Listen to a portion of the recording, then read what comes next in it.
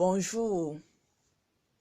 Il m'a été impossible de rester indifférente face à la situation sécuritaire au Cameroun. Mais c'est devenu dangereux de laisser les enfants profiter de la vie au Cameroun. C'est-à-dire toutes les familles doivent désormais rester collées à l'enfant, séquestrer les enfants. Non, je suis révoltée ce matin quand je me réveille, révoltée. En dormant hier, je me disais, oh mon Dieu, qu'une chaîne de télévision puisse faire un reportage pour me conforter. Bref, je croisais les doigts vivement que tout reportage qui viendrait dans le sens de démentir l'information qui circulait déjà depuis 3 jours aujourd'hui, que cet enfant, cette petite fille, Ange, a été retrouvée morte, décapitée. Mais hélas, c'était vrai. J'ai relayé l'information, mais tout en ayant le cœur meurtri, avec une lueur d'espoir. Cette lueur d'espoir est la même que sa maman va avoir toute sa vie, parce qu'il est difficile pour les parents d'accepter qu'un enfant a été assassiné. On va faire des obsèques, on va voir le corps, on va faire tout ce qu'il faut pour rendre hommage à cet enfant, mais la maman va toujours rester avec... C'est un sentiment que seule une personne qui a perdu quelqu'un de cette façon peut expliquer. Parce que toute ta vie, tu vas te dire, est-ce que c'était vrai? Quand tu vas te réveiller tous les matins, la personne sera absente. Mais avec le temps, comme on dit en ma langue maternelle, onguye ala masiendanga, ongu ping ta ping.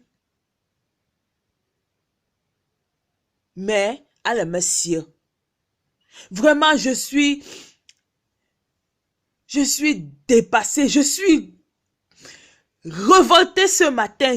C'est-à-dire, je suis sortie de mon lit avec ce reportage-là, qui me met dans tous mes états.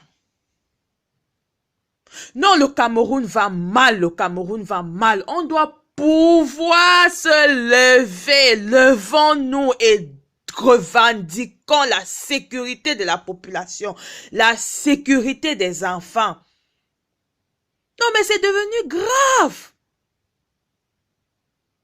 Tu vas te réveiller le matin, tu vas t'apprêter pour aller au travail. Mais étant à ton lieu de service, tu ne seras pas tranquille parce que tu vas te dire, est-ce que l'enfant est en sécurité à l'école? Qui va même aller le chercher? Tant que ce n'est pas toi le parent qui va le chercher, toute personne qui ira chercher l'enfant, vraiment toi tu ne seras pas à l'aise. Et même quand tu seras à la maison, si en bougeant d'un pouce, tu ne vois pas les enfants dans ton champ visuel là, même s'ils sont allés juste là derrière, peut-être chercher un jouet ou alors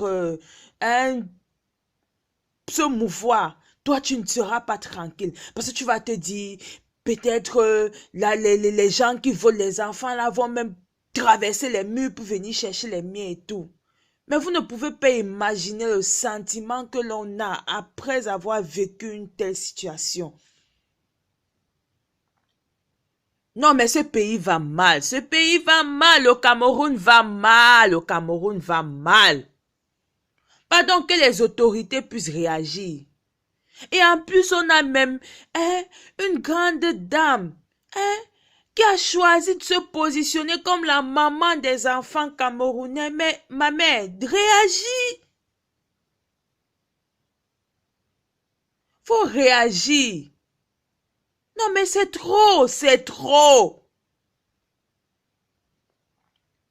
Mes parents me disaient qu'au temps d'Aïdjo, quand ton enfant s'égarait même et que tu venais signaler la disparition de l'enfant au commissariat, on te prend d'abord toi le parent, on te donne une fessée nationale comme quoi pour t'éduquer qu'il faut être attentif sur les mouvements de l'enfant. Bon, aujourd'hui maintenant, tu déclares la disparition de ton enfant, on ne te fait rien. Et quand on retrouve l'enfant mort, on va t'accuser que c'est toi qui as monté le coup pour qu'on assassine ton enfant.